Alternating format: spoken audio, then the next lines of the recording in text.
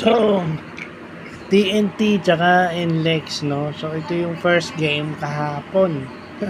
So, makikita natin yung experience ng reigning Governors Cup champions at reigning best import na si Ronde Hollis Jefferson. So, simple lang yun, no? Fiery o mainit yung start ng NLEX. Simula pa lang ng game, ratrata na sila offense-wise. Pero ano ang nag-set ng difference doon? As an experienced team, TNT step up their defense. Laging defense. Kasi yun din ang nagpatalo sa NLEX. Sumushoot sila pero hindi rin nila ma-stop yung TNT sa second half. Sumushoot sila yung Jones magaling sa offense pero parang wala ako nakikitang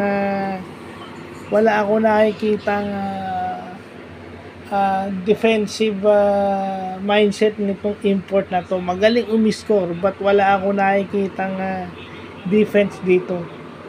I mean, pag playoffs ka, dapat ikaw bumabantay na kay RHJ dahil import ka rin naman eh. So much kayo. I mean, parang hinayaan lang yan na medyo si Semerad naman kasi hindi dumidepensa. Ba't hindi naman kakayanin ni Semerad si RHJ buong laro? I mean, yun na yun, defense-wise. Pag playoffs kasi, it's all about defense. No, it's all about defense din. Hindi lang puro offense yan.